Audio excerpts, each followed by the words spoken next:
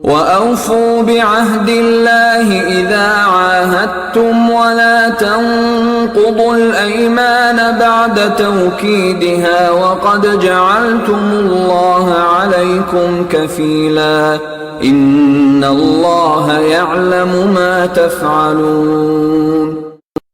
അല്ലാഹുവിനോട് പ്രതിജ്ഞ ചെയ്താൽ പാലിക്കുവിൻ. ഉറപ്പിച്ചു കഴിഞ്ഞ സത്യങ്ങൾ ലംഘിച്ചുകൂടാ. അതിൽ അല്ലാഹുവിനെ നിങ്ങളുടെ മേൽ സാക്ഷിയാക്കിയിട്ടുണ്ടല്ലോ. തീർച്ചയായും നിങ്ങൾ ചെയ്യുന്നതൊക്കെയും അല്ലാഹു അറിയുന്നുണ്ട്. 3 തരത്തിലുള്ള കരാറുകളെയാണിവിടെ പ്രാധാന്യക്രമമനുസരിച്ച് വിവരിക്കുകയും പാലിക്കണമെന്ന് ആജ്ഞാപിക്കുകയും ചെയ്തിരിക്കുന്നത്. ഒന്നാമത്തേത് മനുഷ്യൻ സ്രഷ്ടാവുമായി ചെയ്ത കരാർ. ഇതാണ് ഏറ്റവുമധികം പ്രാധാന്യമർഹിക്കുന്നത്. രണ്ടാമത്തത് ഒരു മനുഷ്യനോ സമൂഹമോ മറ്റൊരു മനുഷ്യനുമായോ സമൂഹവുമായോ അല്ലാഹുവിനെ മുൻനിർത്തി ആണയിട്ട കരാർ, അല്ലെങ്കിൽ അല്ലാഹുവിന്റെ പേരിൽ ഉറപ്പു നൽകിയ വാക്ക്. പ്രാധാന്യക്രമമനുസരിച്ച് ഇതിന് 2ാം സ്ഥാനമാണുള്ളത്. അല്ലാഹുവിന്റെ പേര് പറയാതെ ഏർപ്പെട്ട കരാറാണ് മൂന്നാമത്തേത്. മുകളിൽ പറഞ്ഞ 2 ഇനങ്ങളുടെയും താഴെയാണ് ഇതിന്റെ പ്രാധാന്യം. പക്ഷേ ഈ കരാറുകളെല്ലാം പാലിക്കൽ നിർബന്ധമാണ്. ഒന്നും ലംഘിക്കാൻ പാടില്ല. وَلَا تَكُونُوا كَالَّتِي نَقَضَتْ غَزْلَهَا مِنْ بَعْدِ قُوَّةٍ أَنْكَاثًا تَتَّخِذُونَ أَيْمَانَكُمْ دَخَلًا بَيْنَكُمْ أَنْ تَكُونَ أُمَّةٌ هِيَ أَرْبَى مِنْ أُمَّةٍ إِنَّمَا يَبْلُوكُمُ اللَّهُ بِهِ وَلَيُبَيِّنَنَّ لَكُمْ يَوْمَ الْقِيَامَةِ مَا كُنْتُمْ فِيهِ تَخْتَلِفُونَ. പണിപ്പെട്ട് നൂലുനൂറ്റ് ബലിഷ്ഠമാക്കിയ ശേഷം താൻ തന്നെ അത് പിരിയഴിച്ച് പൊട്ടിച്ചെറിയുന്ന പെണ്ണിനെപ്പോലെയാവരുത് നിങ്ങൾ. ഒരു വിഭാഗം മറുവിഭാഗത്തേക്കാൾ കൂടുതൽ നേടാൻ വേണ്ടി ശപഥങ്ങളെ നിങ്ങൾ അന്യോന്യം ഉപായമാക്കുന്നുണ്ട്. വാസ്തവത്തിൽ ശപഥങ്ങളും പ്രതിജ്ഞകളും മുഖേന അല്ലാഹു നിങ്ങളെ പരീക്ഷിക്കുകയാകുന്നു. തീർച്ചയായും ഉയിർത്തെഴുന്നേൽപ്പ് നാളിൽ അവൻ നിങ്ങളുടെ സകല തർക്കങ്ങളുടെയും സത്യാവസ്ഥ തുറന്നു കാണിച്ചു തരുന്നതാകുന്നു. കരാർ ലംഘനത്തിന്റെ ഏറ്റവും ചീത്തയായ ഒരു രൂപമാണിവിടെ പ്രത്യേകമായി അധിക്ഷേപിക്കപ്പെട്ടിരിക്കുന്നത്. വാസ്തവത്തിൽ ഭൂമിയിൽ ഏറ്റവും അധികം നാശമുണ്ടാക്കുന്നതാണിത്. എന്നാൽ വലിയ വലിയ ആളുകൾ പോലും ഒരു സേവനമായി കരുതി ചെയ്തു പോരുന്നതും ജനങ്ങൾ പ്രശംസിക്കാറുള്ളതുമാണിത്. ഒരു സമൂഹത്തിന്റെ നേതാവ് ഒരിക്കൽ മറ്റൊരു സമൂഹത്തോട് ഒരു കരാർ ചെയ്യുന്നു. പിന്നീടൊരവസരത്തിൽ തന്റെ സമൂഹത്തിന്റെ താൽപര്യത്തിന്റെ പേരിൽ മാത്രം പരസ്യമായി അത് ലംഘിക്കുകയോ അതിന് വിരുദ്ധമായി പ്രവർത്തിച്ചുകൊണ്ട് അവിഹിതമായ പ്രയോജനങ്ങൾ അനുഭവിക്കുകയോ ചെയ്യുന്നു. ജനതകളുടെയും സമൂഹങ്ങളുടെയും രാഷ്ട്രീയവും സാമ്പത്തികവും മതപരവും മറ്റുമായ മാത്സര്യത്തിൽ ഇന്ന് സാധാരണ കാണപ്പെടുന്നതാണിത്. ഈ സ്വഭാവം വ്യക്തിജീവിതത്തിൽ വലിയ വിശ്വാസത പുലർത്തിപ്പോരുന്ന വലിയ വലിയ പ്രഗത്ഭന്മാർ തന്നെയാണ് സ്വീകരിച്ചു വരുന്നത്. ഇത്തരം പ്രവർത്തികൾക്കെതിരിൽ അവരുടെ ജനതയിൽ നിന്ന് ഒരു പ്രതിഷേധ ശബ്ദം പോലും ഉയരാറില്ല. മാത്രമല്ല, നാനാഭാഗത്തുനിന്നും അവർക്ക് പ്രശംസ ലഭിക്കുക കൂടി ചെയ്യുന്നു.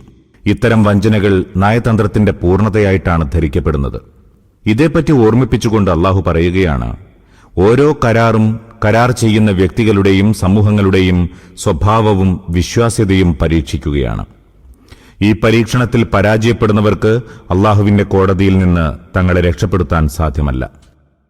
ഇന്ന് ഭിന്ന അഭിപ്രായങ്ങളുടെ പേരിൽ നിങ്ങൾ പരസ്പരം വടംവലികൾ നടത്തിക്കൊണ്ടിരിക്കുന്ന കാര്യത്തിൽ ആരുടെ ഭാഗത്താണ് സത്യമെന്നും ഏതാണ് അസത്യമെന്നും പരലോകത്ത് വെച്ച് അല്ലാഹു തീരുമാനിക്കുന്നതാണ്. ഇനിയൊരാൾ പൂർണ്ണമായും സത്യത്തിലും തന്റെ എതിരാളി പൂർണ്ണമായും അസത്യത്തിലുമാണെന്ന് വെക്കുക. എങ്കിലും അസത്യത്തിലുള്ള തന്റെ ശത്രുവിനെതിരിൽ കരാർ ലംഘിക്കുക, കളവ് പറയുക, കള്ള ആരോപണങ്ങൾ നടത്തുക, കുതന്ത്രങ്ങൾ പ്രയോഗിക്കുക, തെറ്റിദ്ധാരണകൾ പ്രചരിപ്പിക്കുക തുടങ്ങിയ ആയുധങ്ങൾ ഒരിക്കലും ഉപയോഗിക്കാൻ പാടില്ല. അങ്ങനെ ഉപയോഗിക്കുകയാണെങ്കിൽ അന്ത്യദിനത്തിൽ അല്ലാഹുവിന്റെ കോടതിയിൽ അവൻ പരാജയപ്പെടും. കാരണം സത്യവിശ്വാസം ആവശ്യപ്പെടുന്നത് സിദ്ധാന്തത്തിലും ലക്ഷ്യത്തിലും മാത്രം സത്യമുണ്ടാവണമെന്നല്ല, മറിച്ച് പ്രവർത്തന മാർഗങ്ങളും മാധ്യമങ്ങളും സത്യസന്ധമായിരിക്കണമെന്നാണ്. ഞങ്ങൾ ദൈവത്തിലേക്ക് പ്രബോധനം ചെയ്യുന്നവരാണ്. ഞങ്ങളുടെ എതിരാളികളാണെങ്കിൽ ദൈവധിക്കാരികളും. അതുകൊണ്ട് അവർക്കെങ്ങനെയെങ്കിലും നാശം വരുത്താൻ നമുക്ക് അവകാശമുണ്ട്. ദൈവധിക്കാരികളോടുള്ള പെരുമാറ്റത്തിൽ സത്യസന്ധതയും വിശ്വാസ്യതയും കരാർ പാലനവുമൊക്കെ പരിഗണിക്കണമെന്ന നിബന്ധനയൊന്നും നമുക്കില്ല എന്നൊക്കെയുള്ള തെറ്റിദ്ധാരണകളിൽ പലപ്പോഴും അകപ്പെട്ടു പോകാറുള്ള മതവിഭാഗങ്ങളെ പ്രത്യേകമായി ഉണർത്താനാണ് ഇതിവിടെ എടുത്തു പറഞ്ഞിരിക്കുന്നത്. സത്യത്തിൽ അറബികളെക്കുറിച്ച് യഹൂദികൾ പറയുക തന്നെ ചെയ്തിരുന്നു, മുശ്രിക്കുകളുടെ കാര്യത്തിൽ എന്തു പ്രവർത്തിക്കുന്നതിനും ഞങ്ങൾക്ക് വിരോധമില്ല. ദൈവത്തിന്റെ ഇഷ്ടദാസന്മാർക്ക് ഗുണകരവും നിഷേധികൾക്ക് ആപൽക്കരവുമാണെങ്കിൽ അവരോട് എന്തും ചെയ്യാം, അതിന് ഒരു ശിക്ഷയും ഉണ്ടാവുകയില്ല. ഇതായിരുന്നു അവരുടെ ധാരണ. وَلَوْ شَاءَ اللَّهُ لَجَعَلَكُمْ أُمَّةً وَاحِدَةً وَلَكِنْ يُضِلُّ مَنْ يَشَاءُ وَيَهْدِي مَنْ يَشَاءُ وَلَتُسْأَلُنَّ عَمَّا كُنْتُمْ تَعْمَلُونَ. നിങ്ങളിൽ ഒരു ഭിന്നിപ്പുമുണ്ടാവരുതെന്ന് അല്ലാഹു ഇച്ഛിച്ചിരുന്നുവെങ്കിൽ നിങ്ങളെയെല്ലാം ഒരൊറ്റ സമുദായമാക്കുമായിരുന്നു. എന്നാൽ താൻ ഉദ്ദേശിക്കുന്നവരെ അവൻ ദുർമാർഗത്തിലാക്കുന്നു, താൻ ഉദ്ദേശിക്കുന്നവർക്ക് സന്മാർഗദർശനമരുളുകയും ചെയ്യുന്നു. സ്വന്തം കർമ്മങ്ങളെക്കുറിച്ച് തീർച്ചയായും നിങ്ങൾ ചോദ്യം ചെയ്യപ്പെടുന്നതാകുന്നു. മുകളിൽ പറഞ്ഞ വിഷയത്തെ കൂടുതൽ വിശദീകരിക്കുകയാണിവിടെ. താൽപര്യമിതാണ്, ഒരാൾ തന്നെ സ്വയം അല്ലാഹുവിന്റെ പക്ഷക്കാരനായി ഗണിക്കുന്നു. നല്ലതും ചീത്തയുമായ എല്ലാ മാർഗങ്ങളിലൂടെയും തന്റെ മതത്തിന് അഭിവൃദ്ധിയുണ്ടാക്കാനും മറ്റുള്ളവരുടെ മതങ്ങൾ നശിപ്പിക്കാനും ശ്രമിക്കുന്നു. എങ്കിൽ അവന്റെ ഈ പ്രവർത്തനം അല്ലാഹുവിന്റെ യഥാർത്ഥ ഉദ്ദേശ്യത്തിന് എതിരാണ്. അല്ലാഹുവിന്റെ യഥാർത്ഥ ഉദ്ദേശ്യം മനുഷ്യർക്കിടയിൽ ഭിന്നാഭിപ്രായത്തിനുള്ള സ്വാതന്ത്ര്യം ഇല്ലാതാക്കുകയും അവരെ നിർബന്ധപൂർവം ഒരേ മതത്തിന്റെ മാത്രം അനുയായികളാക്കുകയുമായിരുന്നുവെന്ന് കരുതുക. എങ്കിൽ അതിന് തന്റെ പക്ഷക്കാരെന്ന് പറയുന്നവരുടെയും അവരുടെ ദുർബലമായ കൈക്രിയകളുടെയും സഹായം ആവശ്യമായിരുന്നില്ല. തന്റെ സൃഷ്ടിശേഷി കൊണ്ട് ഇങ്ങനെ ചെയ്യാൻ അവന് സാധിക്കുമായിരുന്നു. എല്ലാവരെയും വിശ്വാസവും അനുസരണവുമുള്ളവരായി സൃഷ്ടിക്കുകയും സത്യനിഷേധം സ്വീകരിക്കാനുള്ള കഴിവ് തന്നെ ഇല്ലാതാക്കുകയും ചെയ്യാമായിരുന്നു. എങ്കിൽ വിശ്വാസത്തിന്റെയും അനുസരണത്തിന്റെയും മാർഗത്തിൽ നിന്ന് മുടിയിട തെറ്റി ജീവിക്കാൻ ആർക്കാണ് സാധിക്കുക? മനുഷ്യർക്ക് ഇഷ്ടമുള്ളത് തെരഞ്ഞെടുക്കാനുള്ള സ്വാതന്ത്ര്യം അല്ലാഹു നൽകിയിരിക്കുന്നു. അതിനാൽ ഭൂമിയിൽ മനുഷ്യരുടെ മാർഗങ്ങൾ വ്യത്യസ്തമാണ്. ആരെങ്കിലും ദുർമാർഗത്തിലേക്കാണ് പോകാൻ ആഗ്രഹിക്കുന്നതെങ്കിൽ അവർക്ക് അതിനുവേണ്ട കാരണങ്ങൾ അല്ലാഹു ഒരുക്കിക്കൊടുക്കുന്നു. സന്മാർഗമാണ് ആരെങ്കിലും ആഗ്രഹിക്കുന്നതെങ്കിൽ സന്മാർഗ ദർശനത്തിനുള്ള സജ്ജീകരണങ്ങളും അല്ലാഹു ഒരുക്കിക്കൊടുക്കുന്നു. وَلَا تَتَّخِذُوا أَيْمَانَكُمْ دَخَلًا بَيْنَكُمْ فَتَزِلَّ قَدَمٌ بَعْدَ ثُبُوتِهَا وَتَذُوقُوا السُّوءَ بِمَا صَدَدتُّمْ عَنْ سَبِيلِ اللَّهِ وَلَكُمْ عَذَابٌ عَظِيمٌ. മുസ്ലിങ്ങളെ, പ്രതിജ്ഞകൾ പരസ്പരം വഞ്ചിക്കാൻ ഉപായമാക്കരുത്. അങ്ങനെ ചെയ്താൽ നിങ്ങളുടെ കാലുറച്ച ശേഷം വഴുതിപ്പോകാനും ജനങ്ങളെ ദൈവിക സരണിയിൽ നിന്ന് തടഞ്ഞു എന്ന കുറ്റത്തിന്റെ ദുഷ്ഫലങ്ങളെ നേരിടാനും ഭയങ്കരമായ ശിക്ഷ അനുഭവിക്കാനും ഇടയായിത്തീരും. അതായത്, ചിലയാളുകൾ ഇസ്ലാം സത്യമാണെന്ന് അംഗീകരിച്ച ശേഷം നിങ്ങളുടെ ദുസ്വഭാവം കണ്ടിട്ട് ഈ ദീനിൽ നിന്ന് അകന്നു പോകും. സ്വഭാവത്തിലും പെരുമാറ്റത്തിലും സത്യനിഷേധികളുടേതിൽ നിന്ന് ഭിന്നമായി സത്യവിശ്വാസികളായ നിങ്ങളിൽ ഒന്നും കാണാതിരിക്കുന്നതിന്റെ പേരിൽ വിശ്വാസികളാവാതിരിക്കുകയും ചെയ്യും. وَلَا تَشْتَرُوا بِعَهْدِ اللَّهِ ثَمَنًا قَلِيلًا إِنَّمَا عِندَ اللَّهِ هُوَ خَيْرٌ لَكُمْ إِن كُنتُمْ تَعْلَمُونَ. അല്ലാഹുവിനോടുള്ള പ്രതിജ്ഞകൾ തുച്ഛലാഭങ്ങൾക്കു വേണ്ടി വിറ്റുകളയാതിരിക്കുവിൻ. അല്ലാഹുവിന്റെ പക്കലുള്ളതത്രേ ഏറ്റവും ഉത്കൃഷ്ടമായിട്ടുള്ളത്, നിങ്ങൾ അറിയുന്നുവെങ്കിൽ. അല്ലാഹുവിനോടുള്ള പ്രതിജ്ഞകൾ എന്നതുകൊണ്ട് ഉദ്ദേശിക്കുന്നത് നിങ്ങൾ അല്ലാഹുവിന്റെ പേരിൽ ചെയ്തതോ ദൈവിക ദീനിന്റെ പ്രതിനിധികൾ എന്ന അടിസ്ഥാനത്തിൽ ചെയ്തതോ ആയ കരാറാണ്. അല്ലാഹുവിനോടുള്ള പ്രതിജ്ഞകളെ തുച്ഛലാഭങ്ങൾക്കു വേണ്ടി വിൽക്കരുത് എന്ന് ആയത്തിൽ പറഞ്ഞിരിക്കുന്നു. വലിയ വിലയ്ക്ക് വിൽക്കാമെന്ന് ഇതിനർത്ഥമില്ല. മറിച്ച് താൽപര്യമിതാണ്, ഭൗതികമായ എന്തു വിലയും അല്ലാഹുവിന്റെ കരാറിന്റെ വിലയെ അപേക്ഷിച്ച് അതിനിസ്സാരമാണ്.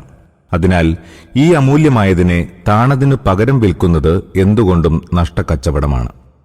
ما عندكم ينفد وما عند الله باق ولنجزين الذين صبروا أجرهم بأحسن ما كانوا يعملون. നിങ്ങളുടെ കൈവശമുള്ളത് തീർന്നു പോകുന്നു, അല്ലാഹുവിങ്കലുള്ളതോ അക്ഷയമാകുന്നു. സഹനം അവലംബിച്ച് പ്രവർത്തിക്കുന്നവർക്കുള്ള പ്രതിഫലം തീർച്ചയായും നാം അവരുടെ ഏറ്റവും ശ്രേഷ്ഠമായ കർമ്മങ്ങൾക്കനുയോജ്യമായി നൽകുന്നതാകുന്നു. സഹനം അവലംബിച്ചവർ എന്നു പറഞ്ഞതിന്റെ വിവക്ഷ ഇതാണ്: എല്ലാ ആഗ്രഹാഭിലാഷങ്ങൾക്കും ശരീരേച്ഛകൾക്കുമെതിരിൽ സത്യത്തിലും സന്മാർഗത്തിലും അടിയുറച്ചു നിന്നവർ, നേർമാർഗം സ്വീകരിച്ചതിന്റെ പേരിൽ വന്നു ചേരുന്ന എല്ലാ ഭൗതിക നഷ്ടങ്ങളും സഹിച്ചവർ, തെറ്റായ മാർഗം സ്വീകരിച്ചാൽ ലഭ്യമാവുന്ന എല്ലാ നേട്ടങ്ങളും കൈയൊഴിച്ചവർ, സദ്വൃത്തികളുടെ ഫലം അനുഭവിക്കുന്നതിനു വേണ്ടി ഐഹിക ജീവിതം അവസാനിച്ചതിനു ശേഷമുണ്ടാകാവുന്ന മറ്റൊരു സമയം പ്രതീക്ഷിച്ചിരിക്കാൻ സന്നദ്ധരാവുകയും ചെയ്തവർ.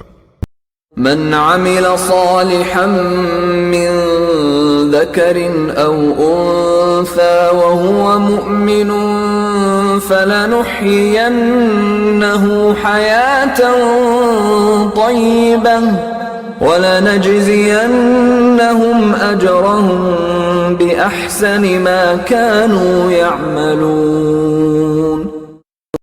പുരുഷനാവട്ടെ സ്ത്രീയാവട്ടെ സത്യവിശ്വാസിയായിക്കൊണ്ട് സൽക്കർമ്മങ്ങൾ ആചരിക്കുന്ന ഏവർക്കും ഈ ലോകത്ത് നാം വിശുദ്ധമായ ജീവിതം പ്രദാനം ചെയ്യും. അവരുടെ ഏറ്റവും ശ്രേഷ്ഠമായ കർമ്മങ്ങളെ ആസ്പദമാക്കി പരലോകത്തും പ്രതിഫലം നൽകും. സത്യസന്ധതയുടെയും വിശ്വസ്തതയുടെയും പരിശുദ്ധിയുടെയും മാർഗം സ്വീകരിച്ചാൽ മനുഷ്യന് പരലോകം നേടാൻ സാധിച്ചേക്കാം. എന്നാൽ ഇഹലോക സുഖം അതോടുകൂടി നഷ്ടപ്പെട്ടു പോകുമെന്ന് ധരിക്കുന്ന വിശ്വാസികളിലും അവിശ്വാസികളിലുമുള്ള ദീർഘദൃഷ്ടിയില്ലാത്തവരും അക്ഷമരുമായ ജനങ്ങളുടെ തെറ്റിദ്ധാരണ അകറ്റുകയാണിവിടെ.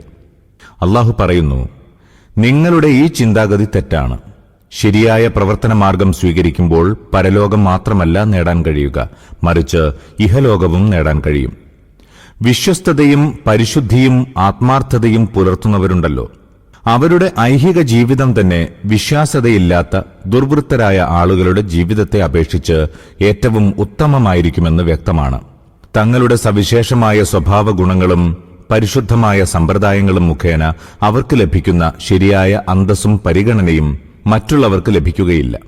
അവർക്ക് ലഭിക്കുന്ന വിശുദ്ധമായ വിജയങ്ങൾ അവിശുദ്ധവും നിഷിദ്ധവുമായ മാർഗങ്ങളിലൂടെ നേട്ടമുണ്ടാക്കാൻ ശ്രമിക്കുന്നവർക്ക് ലഭിക്കുകയില്ല. അവർക്ക് ലഭിക്കുന്ന മനസമാധാനത്തിന്റെയും സ്വസ്ഥതയുടെയും ചെറിയ ഒരംശം പോലും കൊട്ടാരങ്ങളിൽ വസിക്കുന്ന അധർമ്മകാരികൾക്കും ദുർവൃത്തന്മാർക്കും ലഭിക്കുകയില്ല. പരലോകത്തിൽ അവരുടെ സ്ഥാനം അവരുടെ ഏറ്റവും നല്ല പ്രവർത്തനങ്ങളുടെ അടിസ്ഥാനത്തിലായിരിക്കും നിശ്ചയിക്കുക. ഭൂമിയിൽ വെച്ച് ചെറുതും വലുതുമായി വിവിധതരം നന്മകൾ പ്രവർത്തിച്ചവർക്ക് തങ്ങളുടെ ഏറ്റവും വലിയ നന്മയ്ക്കർഹമായ ഉന്നത പദവിയായിരിക്കും അവിടെ ലഭിക്കുക. فإذا قرأت القرآن فاستعذ بالله من الشيطان الرجيم. താങ്കൾ ഖുർആൻ ഓതുമ്പോൾ ശപിക്കപ്പെട്ട പിശാചിൽ നിന്ന് അല്ലാഹുവിൽ ശരണം തേടിക്കൊള്ളുക. ഇതിന്റെ ഉദ്ദേശ്യം നാവുകൊണ്ട് ശപിക്കപ്പെട്ട പിശാചിൽ നിന്ന് അല്ലാഹുവോട് ശരണം തേടുന്നു എന്ന് പറയുക മാത്രമല്ല, അതോടൊപ്പം ഖുർആൻ വായിക്കുന്ന സമയത്ത് പിശാചിന്റെ ദുർബോധനങ്ങളിൽ നിന്ന് രക്ഷപ്പെടുക, തെറ്റും ഉചിതമല്ലാത്തതുമായ സംശയങ്ങളിൽ അകപ്പെടാതിരിക്കുക, ഖുർആനിലെ ഓരോ കാര്യങ്ങളും അതിന്റേതായ ശരിയായ വെളിച്ചത്തിൽ നോക്കിക്കാണുക, സ്വയം നിർമ്മിച്ച സിദ്ധാന്തങ്ങളുടെയും പുറമെ നിന്ന് ലഭിച്ച ഭാവനകളുടെയും സ്വാധീനത്തിൽപ്പെട്ട് ഖുർആനിക വചനങ്ങൾക്ക് അല്ലാഹുവിന്റെ ഉദ്ദേശ്യത്തിനു വിരുദ്ധമായ അർത്ഥം കൽപ്പിക്കാതിരിക്കുക എന്നതുകൂടിയാണ്. ഇതെല്ലാം മനസ്സുകൊണ്ട് ആഗ്രഹിക്കുകയും പ്രവൃത്തി കൊണ്ട് നടപ്പിൽ വരുത്താൻ ശ്രമിക്കുകയും വേണം. അതോടൊപ്പം മനുഷ്യന് ഖുർആനിൽ നിന്ന് മാർഗദർശനം ലഭിക്കാതിരിക്കണമെന്നാണ് പിശാച് അങ്ങേയറ്റം ആഗ്രഹിക്കുന്നതെന്ന കാര്യത്തെക്കുറിച്ചും ബോധമുണ്ടായിരിക്കേണ്ടതുണ്ട്. മനുഷ്യൻ ഈ ഗ്രന്ഥത്തിന്റെ ഭാഗത്തേക്ക് തിരിയുമ്പോൾ അവനെ വഴിതെറ്റിക്കാനും അവന്റെ ചിന്തയെയും ഗ്രാഹ്യതയെയും പിഴപ്പിക്കാനും പിശാച് അങ്ങേയറ്റം ശ്രമിച്ചുകൊണ്ടിരിക്കുന്നുണ്ട്. അതിനാൽ മനുഷ്യൻ ഈ ഗ്രന്ഥം പാരായണം ചെയ്യുമ്പോൾ ഈ സന്മാർഗ സ്രോതസ്സിൽ നിന്ന് പിശാചിന്റെ ദുർബോധനങ്ങൾ അവനെ തടഞ്ഞു നിർത്താതിരിക്കാൻ അത്യന്തം ജാഗ്രത പാലിക്കണം. എപ്പോഴും അല്ലാഹുവോട് സഹായം അഭ്യർത്ഥിച്ചുകൊണ്ടിരിക്കുകയും വേണം. കാരണം ഇവിടെ നിന്ന് മാർഗദർശനം ലഭിക്കാത്തവന് പിന്നീട് എവിടെ നിന്നും അത് ലഭിക്കുകയില്ല. ഈ ഗ്രന്ഥത്തിൽ നിന്ന് ദുർമാർഗം സമ്പാദിച്ചിരിക്കുന്നവനെ ആ ഗർത്തത്തിൽ നിന്ന് രക്ഷിക്കാൻ ഭൂമിയിൽ ഒരു വസ്തുവിനും സാധ്യമല്ല. ഈ ആയത്ത് ഇവിടെ പറയാൻ കാരണമുണ്ട്. ഇനി ഇവിടെ നിന്ന് മുമ്പോട്ടു പോകുമ്പോൾ മക്കയിലെ മുശ്രിക്കുകൾ ഖുർആനെക്കുറിച്ചുന്നയിച്ചിരുന്ന ആരോപണങ്ങൾക്കുള്ള മറുപടിയാണ്.